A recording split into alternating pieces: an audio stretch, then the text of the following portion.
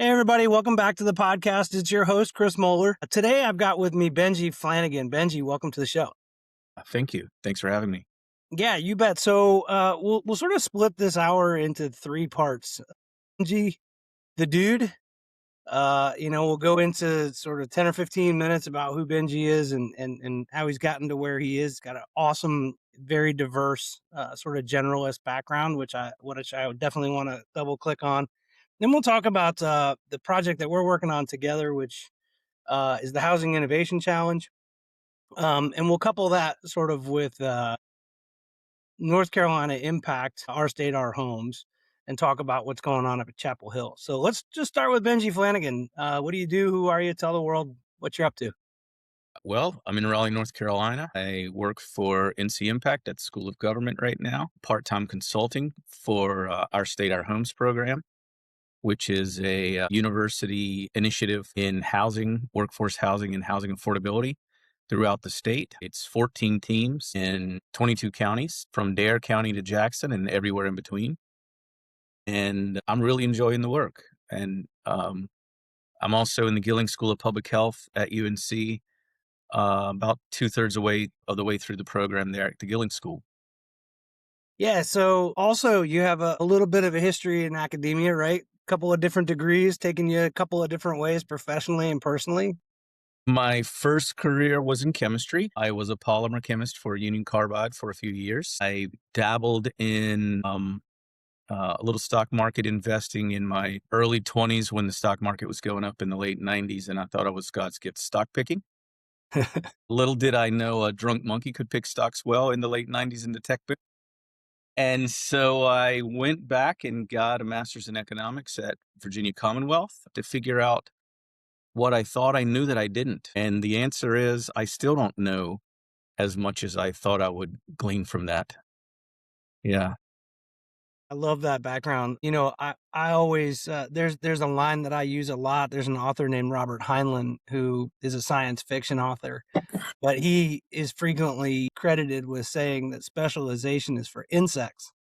And anyone that has a scientific background can appreciate that because the role of insects in the world is absolutely essential. However, they do one thing very, very well.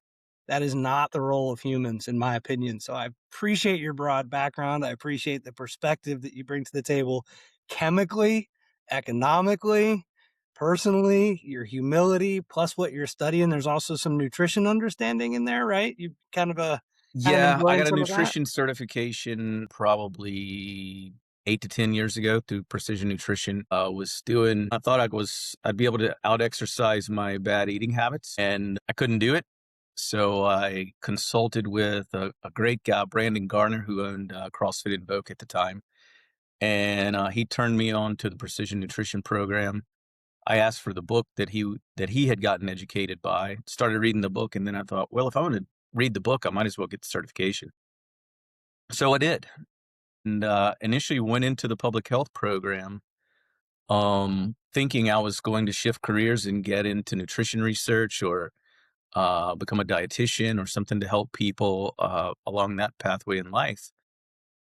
But the more I dove into public health, I saw the overlap with housing issues, mental health issues, the formerly incarcerated, and getting them on track once they're out. And it all led back to housing. And once I got done with my master's at VCU, I started appraising commercial real estate. So I had a real estate background as an appraiser, and I'd done development work in the past. And I thought, it's kind of crazy for me not to lean on some of my experience and put it to good use in public health and affordable housing. So that's where I landed, and it's been good. It's been really good. That's our intersection, man. That's where you and I kind of collided, right? Is all of my research and my sort of diverse background and being a self-described generalist also led me to housing because the instability that we have in this country is really more about the wraparound services than it is the roof over the head.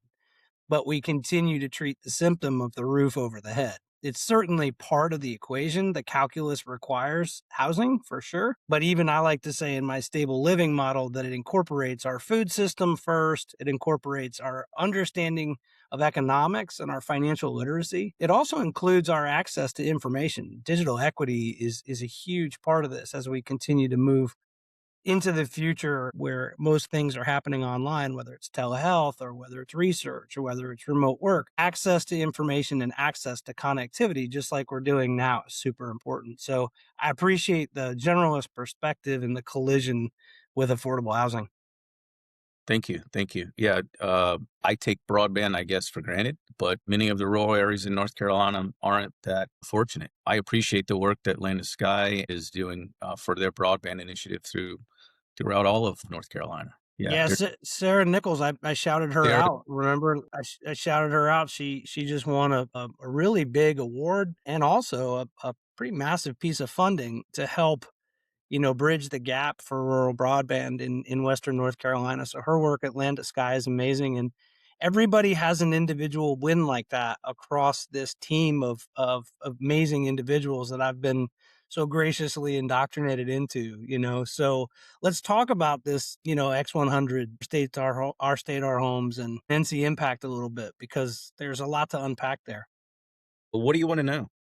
Well, you sort of gave it a quick frame, right? There's 100 counties in North Carolina. Yeah. And of those 100 counties, this has been sort of broken up and divided just structurally. Maybe start there. Yeah. 22 are participating. There were teams that were submitted applications that weren't allowed in the program due to capacity issues. It's their issues, their housing issues in the 22 counties are as diverse as the geography. Many of the teams in the West are focused on Hellion recovery and being met with floodplain issues, infrastructure issues, water and sewer through the mountains, buildable land, etc. There's a huge influence in many of the more popular tourist destinations there of short-term rentals. The map is a pretty eye-opening if you map the short-term rentals around Brevard, Asheville, Boone, All the way up. that area. You see that short-term rental issue as well as two of the teams are Dare County, Nags Head, Kitty Hawk, Kildable Hills, Carteret County, also coastal. You see the short-term rental issue there. It's a very big issue in Dare County, and it's a pretty big issue in Carteret.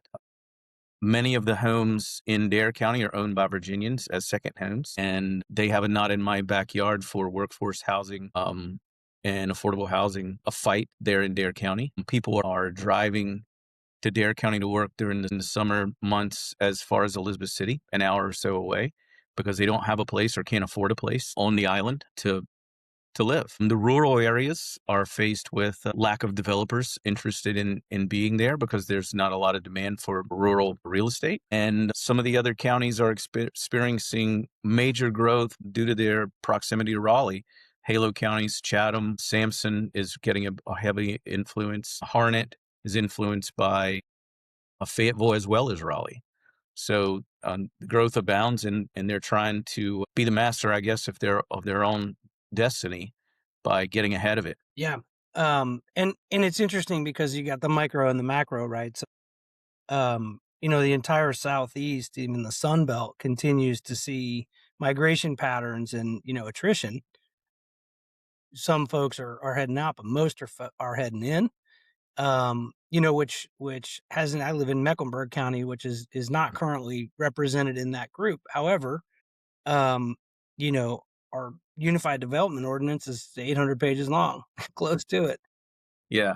So, the affordable housing problem only persists. One of the things that we learned about Mecklenburg County about 8 or 9 years ago, actually it was statewide, I think, was that, North Carolina was struggling with upward mobility. Charlotte, I think, was leading the pack in that struggle. As far as I can remember, it was a Harvard study and we were dead last of the 50 cities that had been studied. And yes, we've made some improvement, but I joke that it's kind of like getting a 0 on the first exam and then getting a 20 on the second one and being proud of your improvement. So, I think we can do better, which is part of, what I'm trying to do and what I'm trying to focus on. So, let's talk about some of the things that ncIMPACT, Our State, Our Homes, has been discussing up in Raleigh at Chapel Hill. Well, I came into it in the middle of the program, and so I don't know a whole lot was done about what was done before August when I came on.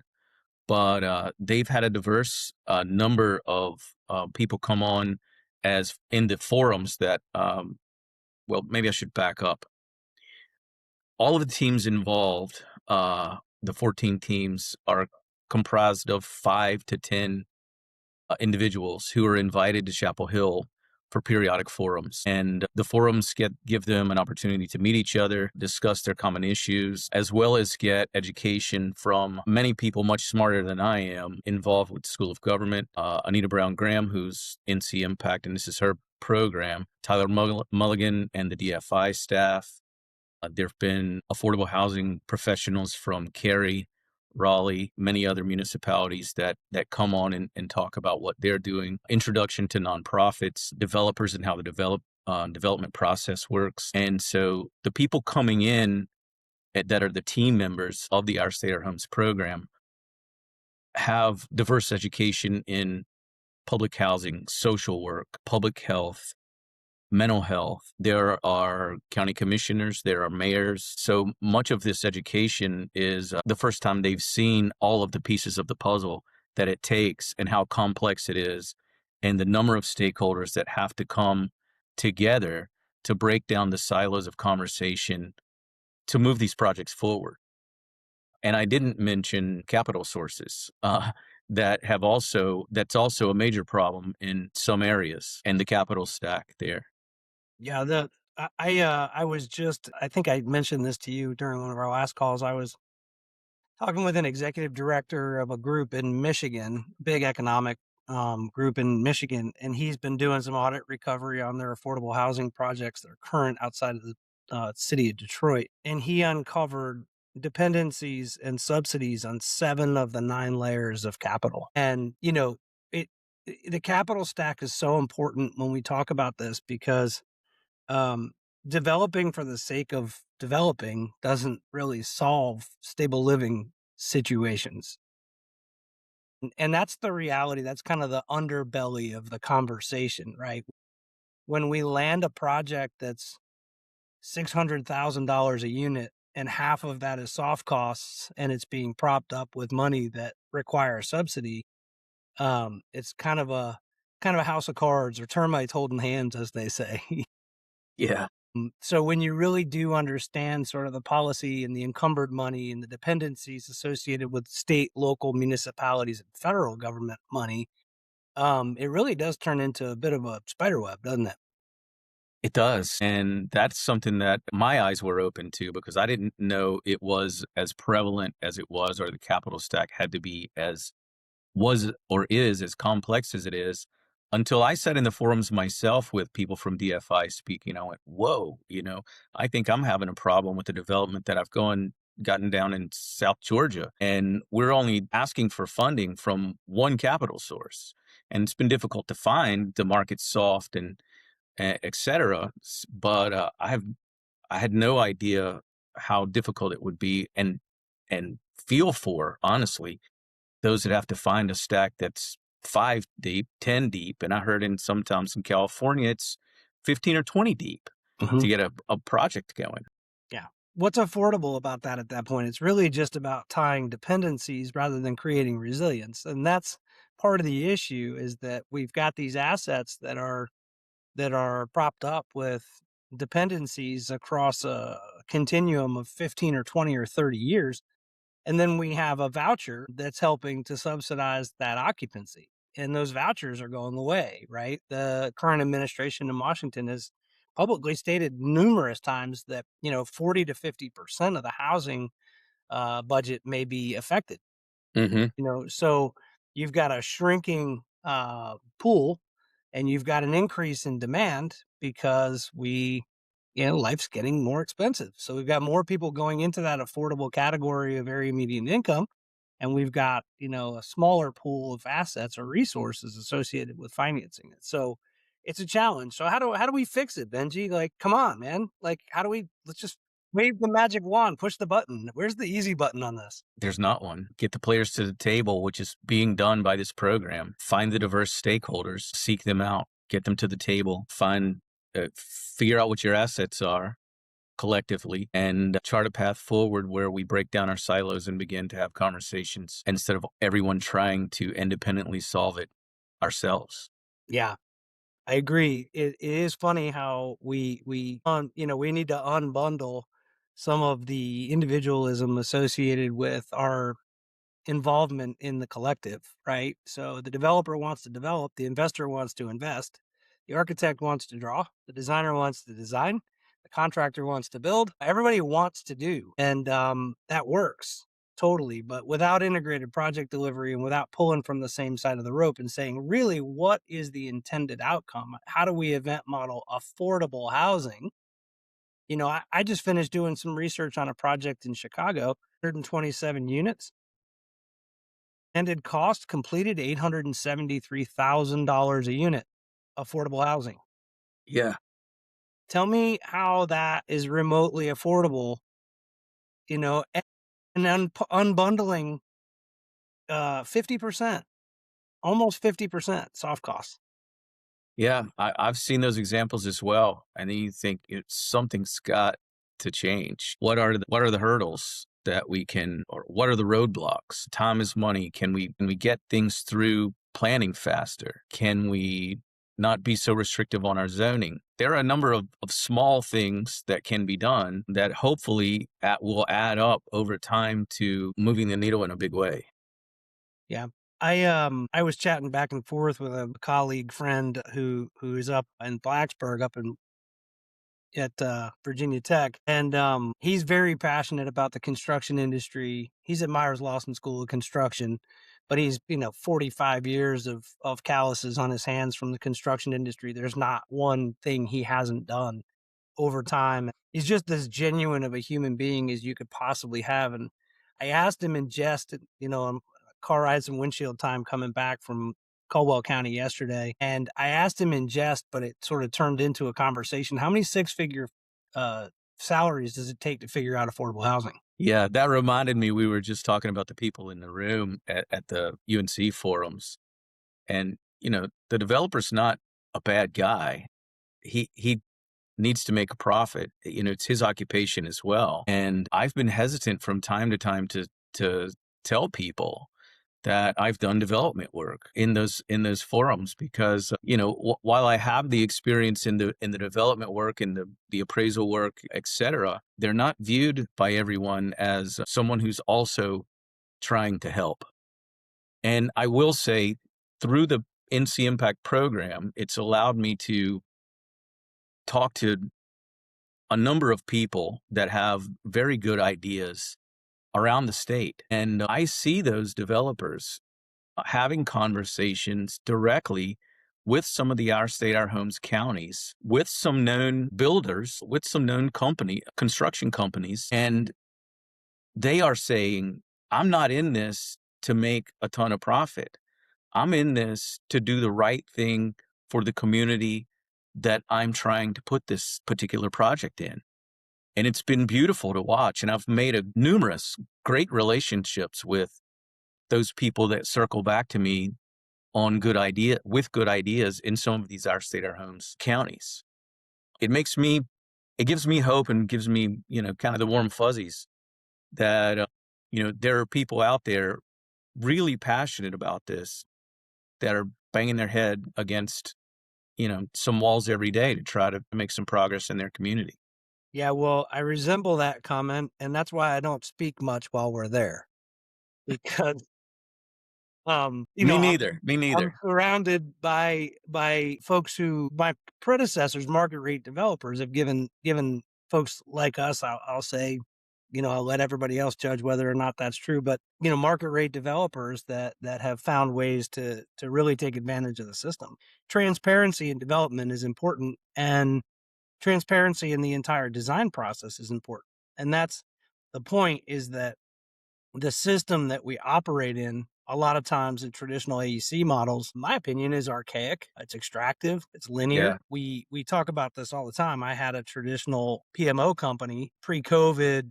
We had a lot of people working on a lot of projects, and it was a feed the dragon business model. Yeah, we got a job, but where's the next one? You know, Hmm. we need to continue to build and then add people and then add projects and then build and add people and add projects. And some of those inefficiencies associated with that business modeling were my fault because I was growing the business physically. And as a result of growing the business physically and having six-figure salaried people, figuring out things like affordable housing on the project, it was, look, I gotta eat too. I gotta profit too. And I realized that a lot of that was on me. I had built an obtuse business that wasn't exactly as efficient as it could be. And as a result, my fees were rising with everybody else's, but we were Hmm. all doing it together.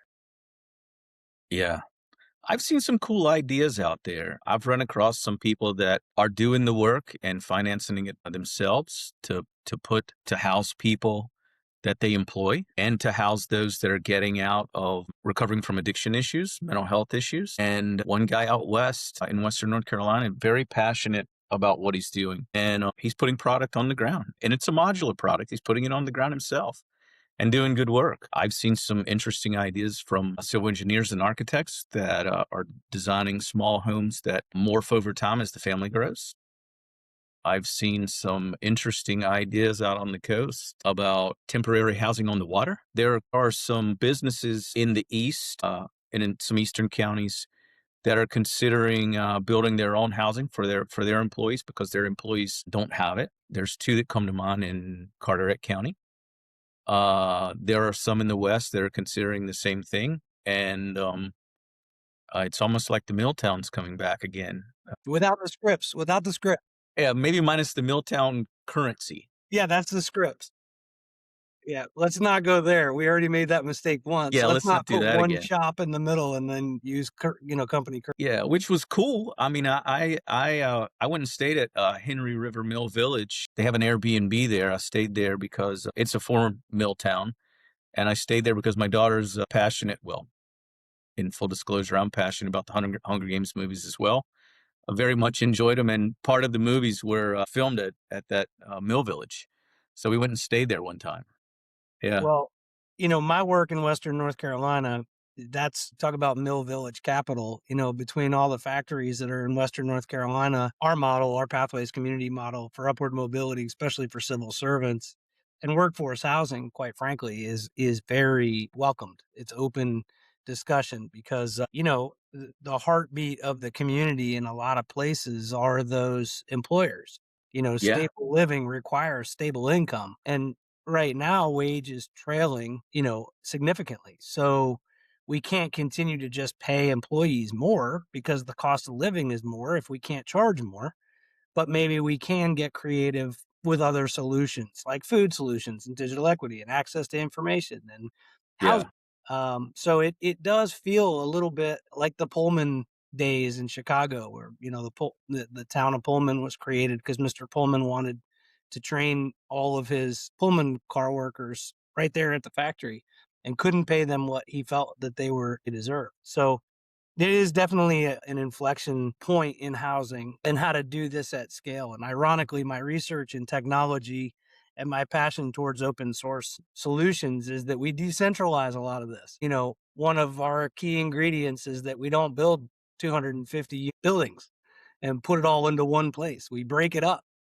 Charlotte has Mecklenburg County and the UDO has just created a variance on ADUs, auxiliary dwelling units, and trying to decentralize the problem of affordability by allowing people the ability to put in a one bedroom tiny home in their backyard, for example, and see how that can work intergenerationally. Mom can come live with you, dad can come live with you, take care of the kids, back to community. So have you seen some of that? they're also permitted in Raleigh, and there's one in pretty close proximity that I go by quite often, and I saw them construct it, and I'd really like to go peek in the windows. It's an awesome little accessory. It's well done.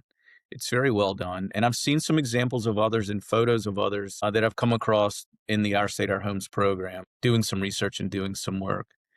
And there's some examples of the faith community building tiny homes or small homes in excess church land. That's a great concept. There are small community villages. One that the Our State, Our Homes program went and saw before the last forum. I think it's the Farm at Penny Road is the name of it. That is a community village for those with mental health issues, and they have some community gardening and community space, and it's a very impressive product. There's, for all the nerds out there that are following ADUs, it was brought to my attention yesterday that Senators Moffitt and Mayfield are the primary sponsors of 495 version 1, which is a bill to be entitled as an act to increase affordable housing by allowing for the construction of sitting or accessory dwelling units statewide. So it started last March. I don't know where it is, but that was sent to me yesterday. That there is legislation out there to allow for ADUs across the state. And, some of that is really interesting. We touched on the capital stack as being a barrier to entry or an obstacle for developers, but zoning and planning, that can sometimes be the deal breaker. The relationship that you have to have with underlying zoning and underlying planning, and the ability or inability to rezone for density or walkability or some of the things that you really do need as key ingredients to stable living or affordable housing simply isn't worth the fight. Are you familiar with the Zoning Atlas website? You can go take a look around at what in your area or any area, I guess it is, that they've done the zoning work is allowed by right. Mm-hmm. And there, I shouldn't pick on my neighboring community of Cary about 5 minutes from my house, but the difference in what Cary allows by right and Raleigh allows by right as far as apartments, single family, etc., there's a stark difference if you look at the map. Man, Euclidean zoning is nuts. I'm working on a project right now. I won't talk too much about it, but it's in Newcastle, Maine. Newcastle and Damariscotta are two towns in Maine up on Route 1. Beautiful rocky coast area, beautiful idyllic sort of New England town, very engaged community. And they've got this parcel of land and they want to sort of think through what it should be. And in a very interesting and unified way, democratic way, they're hosting a series of open discussions, listening sessions to hear what the community thinks it should be, rather than just simply jumping in and saying, this is what it's going to be. That's beautiful. That ties to my community engagement classes that I've taken at the Gilling School. Mm-hmm. And how the community should be brought in early as a participant, empower them to ask for and speak up for, no one knows what the community needs better than the people that are living there. Correct. And no one knows my street better than me. Yeah. Is what How do you want it to look? There have been some surveys done. There was a builder preference or a facade preference survey as a portion of a larger work that East Carolina University did with Dare County. And it's photo preference. What would you like the new product to look like? Mm-hmm. And you get the community in early on those things and it empowers them. They can take ownership. They feel as if, and they are participating in the process early.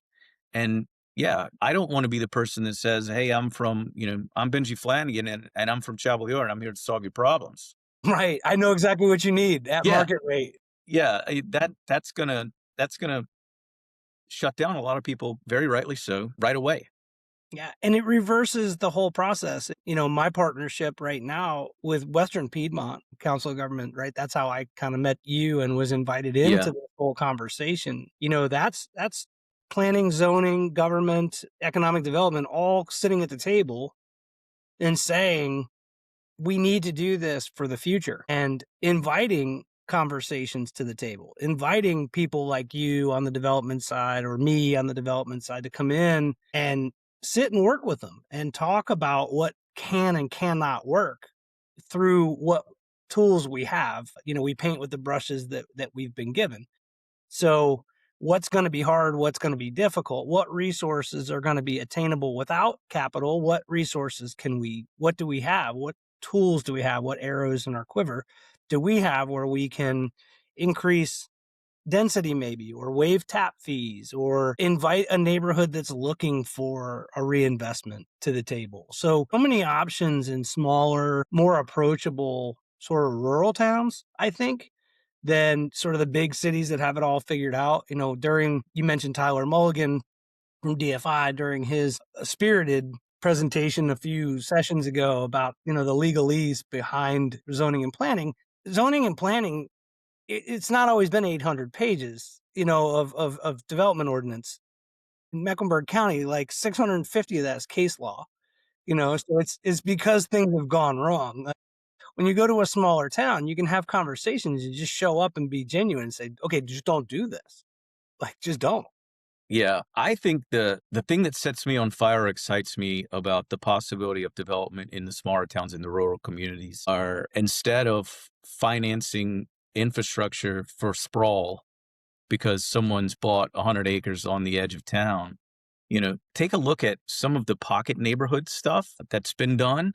And Daniel Perelick's book, I forget the name of it, on infill, and some of the photos that are in that book, the pocket neighborhood stuff and infill development really sets me like I could get really excited about doing those projects and watching that transformation or retransformation of portions of these rural towns. I drove around Warrenton recently. I was over a couple times recently, and people wanted to talk to me at a one particular meeting about, this gentleman came to me and he said, you know, tell me what we need. Can you help me solve the problem about what's going on and what we need to get going? I said, well, let's talk about your assets and the assets that you have that you can work with already. And, it's almost like it opened his eyes to the entire other side of the coin. And he Mhm. got excited. And well, he got excited and he wanted to talk to me about it. He got my card, but he didn't follow up. Like he didn't have a card. So I'm going to have to track this guy down and have a follow up conversation with him. I was just reminded, I never heard from that gentleman again. Well, and sometimes you got to let it go. Energy is a funny thing like that. If you're working with progress and progressive people and they're thinking these things through, then a lot of times people just want to hear the idea or want to talk, and that's just sort of a waste. We've talked about this ad nauseum. We've been building this process the wrong way for decades. There is a solution, and I think you hinted on, at least in part, theory that I have in pocket neighborhoods. I always reference Ross Chapin's work, and I'm working with Aaron Lubbock over in Durham, your neck of the woods. His company is Rocket Shop, and Jen Truman works with him, and she's a weapon. She's got design background, she's got policy background, she's got engineering and architecture background, Energy and passion. energy and passion, and she, folks like that coupled with town managers that see the value in that democratized conversation of what do we want to try to solve. That thread of community fabric is exactly what you want to pull on. And that's why I think that the decentralized and open source version of affordable housing solution is superior than the 270 single monstrosity that costs $80 million to put on the ground.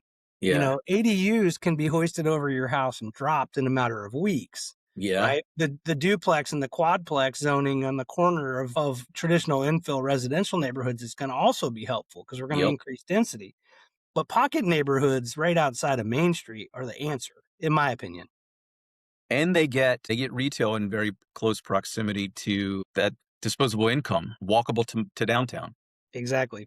Well, let's shift gears. So, because all of this is related to a project that you and I are somehow working on together, which is the Housing Innovation Challenge, brought to us by some of our colleagues. Let's talk about the Housing Innovation Challenge a little bit and what we're doing with that for 15 minutes. So yeah, let's do it. I'll start. Yeah. I came across it online, LinkedIn, possibly. I don't remember what. I guess in a nutshell, it's putting innovative housing product on the ground in Charlotte. The land will be donated. It's a university challenge that brings students in for innovation in housing. And I thought, what better way to take all the players in the Our State, Our Homes program and bundle them up, those that are interested, and give this challenge a go. And so my plan, I didn't really have a plan. I asked permission, honestly, from Anita Brown Graham to chase this dog. And she quickly said, "It's a great idea, but I'm concerned that UNC doesn't have the expertise. They've got the expertise in the business school to pull off that aspect of it. There's no architecture school." So she said, "Let me put you in touch with IEI at NC State, see if NC State would partner. They've partnered on some things before." And I thought, okay, well, this thing all of a sudden is growing, but I'm going to chase it because it looks really cool, interesting, and a fun project. And so I got NC State's Pappas School of Real Estate and Development on board. They have found a few architecture students who are on the team. I spoke with UNC and Eric at Keenan and got the business school and some MBA and prop tech club group on the team. And I mentioned and had a conversation while I was doing all this with you because I knew this was right in your lane, as well as the lane. I think it was at the last forum, as well as Rob Howard's lane. And I didn't know, had really never met him, didn't know a whole lot about what he does or had done. But I had seen his project in Granite Falls and was intrigued by the modular concept, etc. So we talked, and you said, "Have you considered making this thing a UNC system-wide team?" And I thought, "No, and why?" And then you explained to me the expertise at App State, and then I got really excited. I'll be darned if it didn't work out that way. So App State has now joined us through their building technology and innovative technology program there. And I think and hope we've created a powerhouse because, man, it feels good.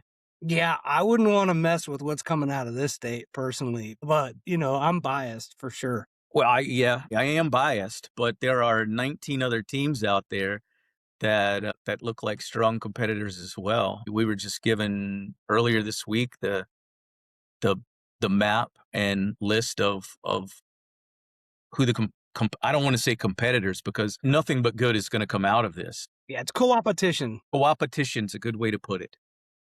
Yeah, so, let's drill in on that a little bit. What App State brings to the table in addition to the resources that Chapel Hill and NC State is the Sustainable Technology and Built Environment Department up there really takes an IPD approach, integrated project delivery approach. Heretofore we've been working in traditional AEC circles in silos. There's a finance team, and then there's the project management team, and then there's a construction team, and there's a design team. Arzu, who took the faculty lead, has a PhD, and she loves mass timber and innovative materials. Just has a very interesting and diverse background in construction, but also has a master's degree in project management. So She's brilliant. she's teaching this as a She's class. awesome, and the questions she's asking are, maybe I'm slow, but they always seem 5 steps ahead of where I'm at. Exactly, and that's exactly it, is that, I would imagine that she walks around fairly frustrated because she's seeing the world 5 years ahead of it, maybe even more, Yeah. so it's been just an amazing sort of synthesis of looking at Keenan Flagler's ability and PropTech's ability to take their students and really model a financial model and a business plan around this. And then to look at NC State and to think about all the resources that they have with technology and building information modeling through architectural plans and Revit and create, really what this looks like. And then to see the basis of design at App State and how they have the ability to really wrap the technology all together. It's incredible. Yeah. And I think I told you via text yesterday that I had met a gentleman who asked me once I described the challenge and what was going on. He said, "Well, if you don't know Rob Howard, you need to meet him." And I said, "He's on the team." And he said, "Oh, then you guys will be in a great place." And he said to me, he said something along the lines of, "Have you seen or did you know of his testimony to Congress Last and year. I believe it was the Energy Department?" Yeah, last year, Department of Energy. The Department of Energy? So I'm like, "No, the guy's so humble. I heard nothing about this and nobody's told me anything about it." Well, I found it and it's 3 hours long Yeah, it is. and I pretty much watched it all yesterday and learned a hell of a lot from Rob and the entire 3-hour long recording. He's a gem, man. I am so lucky to be so closely related to Rob Howard right now. You know, he's a board member of mine on Pathway Communities. We're working together on Hudson Commons. You know, that Yeah. pocket neighborhood that's happening in Hudson. He and I met a couple years ago through the solar decathlon. I had done some research and learned that he had won the solar decathlon. His Well, group I didn't know that. nationally, right? So I looked into the solar decathlon. I didn't know anything about it. I looked into it. I'm like, wait a minute, they won this thing? Like, won it? Like number one, this school right here that I'm always Yeah. like I know nothing about these guys. Turns out they have a history with NREL and the DOE dating all the way back to like 2011. Huh. So they've been very involved in energy and very involved in energy modeling and the ability to create just better models, better systems. And Rob is a gem of a human. And yes, he did testify, which is fantastic. So I was just with him yesterday, and we were talking with the economic development folks of that area, and specifically about the project that we're getting ready to announce. And he and I spent a lot of time talking about what we're talking about now, still again. And Hmm. we've done this. He was a member he was a guest on the podcast here. So yes, a gem of a human with a ton of experience. And he and Arzu again are operating maybe 5 or 7 years ahead of the. Well, I was so impressed by his testimony, and I learned, you know, I don't have any experience, expertise, whatever in that aspect of real estate. And just listening to that 3 hours was quite an education. Yeah, I thought, I'll turn it on and see what happened here, and the next thing I know, I've watched the whole thing. Yeah. Yeah, Yeah, he was gracious enough to allow me and some of my colleagues to come up and actually pulled the team that had won the solar decathlon. I think it was 2023, that had come in first place for retrofit. He actually called the team in and asked them to do the presentation for us, and they had the trophy there and everything. So I got to see the actual pitch to NREL and the solar decathlon team. He recreated it for the app, for the app community. And these so many people like to talk about like the next gen being lazy and all the rest of it. Like, this really matters to them. The next hmm, generation really cares about everything that we've talked about so far. And, they look at it almost as a fundamental right. We have so much privilege in this country and so much wealth in this country. How can we not have figured out stable living? How can we not have figured out how to put a responsible home dwelling unit on the ground that doesn't sap us from our whole life? And that's the thesis behind the Housing Innovation Challenge, right? The home framework is the cost of the home, the cost of the occupancy, the cost of the maintenance, and then access to equity, right? So it's an ownership model. This is what I hear: an ownership model that doesn't cost a shitload to keep going, that doesn't require a ton of maintenance, exterior maintenance, because things are glued together and yeah, cost together, and then the total cost to get into it, meaning the financial product and taxes and insurance that continue to rise. So how do we create stability and stasis in our housing system? yeah. I'm with you, and I can't wait to see what comes out of this. And between you and I guess if this podcast is going to go public, then between you, me, and the world, we need to get Rob out of the background into in the foreground of having these conversations on our weekly meetings about the innovation challenge. Yeah.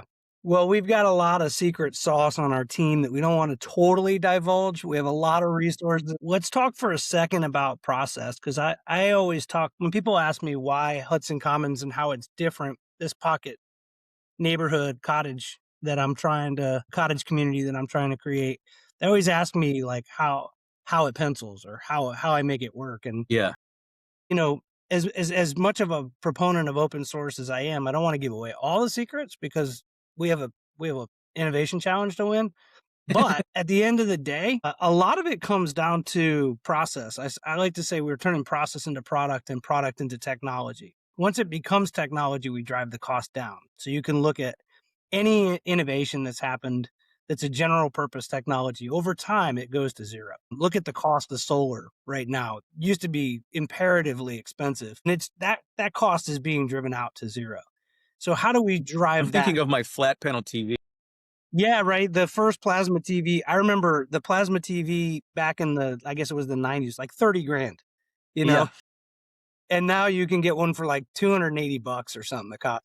It's not the same TV, but that technology, the cost of that technology has been driven down because of things like, fractionalized applications and all kinds of things. But my point is, I wanted to talk a couple minutes about the need for industrialized construction to enter the chat in a meaningful way. I mean, I see it. I see a lot of good. I see a lot of good products, companies, possibilities, panelized construction, modular construction. And I think the stigma of modular homes has been a problem, but I see a shifting tide there. And once you open people's eyes to, you can build these things and they're so stable in transport that in the factory or wherever it's constructed, you can install the ceiling fan and it's not an issue during transportation. Or, people think there's no way I can have a modular home product on the coast because of hurricanes. Well, that's not true anymore. So I'm seeing a lot of good things come of it, and I'm a believer in it. I've seen it firsthand, and not all factories are created equal. So you have to break up, the industrialized complex into sort of categories. There's mobile homes, there are Yeah, modular kits of parts, and then there's full volumetric. And full yeah, volumetric really is what you're talking about in terms of it fit and finish being almost complete, where it's a sit and stitch kind of a solution. yeah, yeah, And Rob, I was just at Duke Street Cottages for the last installation, which is actually a prototype for what we're working on up the street. And it was full volumetric, and it was delivered on 2 trucks with 1 crane. And I was there for the full 90 minutes it took to set and unfold the roof. and And that house was I would say 90% completed. The yeah. interior, everything down to you name it. The toilet was Well, it. coincidentally, I was there. I think it was 2 weeks later. Well, that's It was right, the because we first were time. at the we were at the Rural That's Economic right. Development Yeah. Conference. Shout out Ben Kinney and all of the work at, Business North Carolina for Oh that. yeah, that was a great conference. So on the way from Raleigh, I stopped by. Well, I took a slight detour, stopped by there, took some photos and whatnot, and then later learned that the product had just been sighted there. And I went, "Oh my gosh!" Like, really? Because I looked in the windows and through the doors and such, and I thought, "Oh my God, I can't believe um, this thing was, yeah, like you said, 90% of the way done and had just been brought there." Yeah, that house, just so we're clear, like I said, I just saw Rob yesterday. It's done and it's on the market. Oh yeah, He's going to try to sell it for sale by owner. That's a 1,200 square foot, 2-story, 3-bedroom house, yep, 1,200 square feet. It's in Granite Falls, and it's $249 a foot hmm, landed. Rob's whole thesis with Duke Street Cottages was attainable, sustainable homes. He built the first net zero energy home in North Carolina. And that little project, that little infill development, that pocket neighborhood shows all the iterations of his thinking and all the education that he's had along the way, all the way to full volumetric. There's still one little spot left, if you notice that. There's a yeah, foundation that's sitting in the very back of the horseshoe. yes. And I said to him, I was like, what is next, man? Because the front of the project versus the back of the project is just all of his learning and education. It's a So lab, what was his answer? construction lab. What was his answer? I don't know. He's learning. So that's what's been so cool about working with him, is that he's allowed me to come in and sort of learn along with him what's gone wrong. So he'll be the first to tell you it's not what he knows, it's what he doesn't know, and it's not what he's done well, it's the mistakes he's made. Yeah, That's what happens when you're a systems thinker and you're rebuilding the future. You don't build to win, you build to figure out what you screwed up. yeah, And that's how we iterate. If you tinker and you have a shop, you don't know what you're necessarily building if it's a creative process until it's done and it emerges. And that's really what Duke Street Cottages is.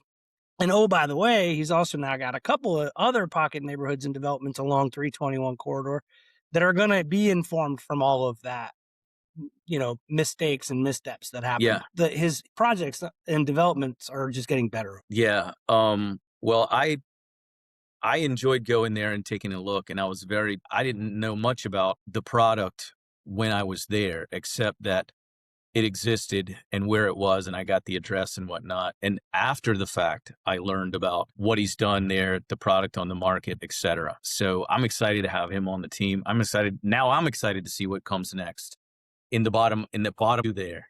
Yeah, Yeah. it's gonna be great. And we're 6.5 miles away for some self promotion. Hudson Commons is gonna break ground hopefully Q1. The after Q1, we're working through the rest of our due diligence, figuring out our debt equity split right now so that we can do our capital raise for construction. And it's complicated because it doesn't follow a linear path. It's not a traditional market rate development for sale. We're trying to create a community land trust with deed restrictions to allow access to ownership. That's part of the HOME thing is Yeah. we can't build affordable housing for rent. Rent doesn't work. You've got to amass wealth, and that comes through ownership models. So it's not easy because banks don't understand it. Private equity groups don't care because it's not going to make them enough money or move the needle. So you really need patient philanthropic capital to get it done, which takes time. You can shout at a tomato plant to bear fruit as much as you want, but it's going to bear fruit when the time is right. Yeah. Just laughing and reminded of we're now on to plants and nutrition. We started with, I think, insects or bugs. Well, it's circular, right? I told you earlier about my nutrition track and my interests. I did the whole 30 thing for quite a while. And yeah, it moved the needle. It made me feel better. And I've been interested in nutrition for 10 years or so now. Volunteered in Urban Ministries food pantry. And shout out to Urban Ministries. They've got a group of retired gentlemen there that run a farm and bring the produce to Urban Ministries for distribution to the clients. And it's a really awesome symbiotic relationship of the farm, the pantry. And I like talking to people about what they eat and what they don't eat and why, and pushing some new fruits and vegetables to the pantry clients. Say, hey, now's your chance. It's not costing you a thing to go home and give this a try and saute it like this or bake it like this. I cook. I'm not saying I'm good at it, but I do enjoy it. Yeah. A stable community is a healthy community. And that's, our food system plays into Pathways community. We started our design schematic around a commons building on the property at Hudson Commons, and we started with the community kitchen. So, if that tells you anything about sort of what we're Yeah. thinking, it's not a pickleball amenity. It's not a golf simulator.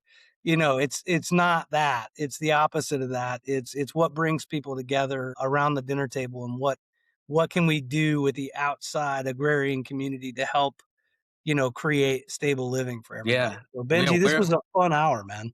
It was good. It was good. Yeah, I was just reminded, the amenity is the kitchen, because when you have people over at your home, probably just like the people over at my home, some reason or another, they gather in the kitchen. Yep. The through the hearts and minds, but always through your stomach. Yeah. Yeah. So, listen, man, this was really fun. I'm glad we got a chance to shout out some of the awesome work that's happening, and just to recap, the work at ncIMPACT, Our State, Our Homes. Also, the HIC, the Housing Innovation Challenge. That website is hic.live. I don't know if it's live or live. But you can see the HOME network framework that's in there. Shout out to the IPD group for the state of North Carolina for coming up with a team that, I always say North Carolina has produced some amazing humans like Maya Angelou and Thelonious Monk and Michael Jordan and James Taylor. I would not want to mess with this team. I'm excited to see where it goes. I really, really am. If for nothing else, it's been a great opportunity to meet some really talented individuals at 3 universities. That's for sure. Yeah. Well, Yeah. Thanks for bringing it to me, and thanks for letting the IPD concept flourish. I think we are better together, and I think we will solve the problem with more diversity of thought. So, Benji, that was great, man. Thank you for your time today. And Thank I you. will, I'll put a link to your LinkedIn profile below if people want to get in touch with you, and we'll publish this out to the world. Great. Thank you so much. Good to see you. Yeah, good to see you too.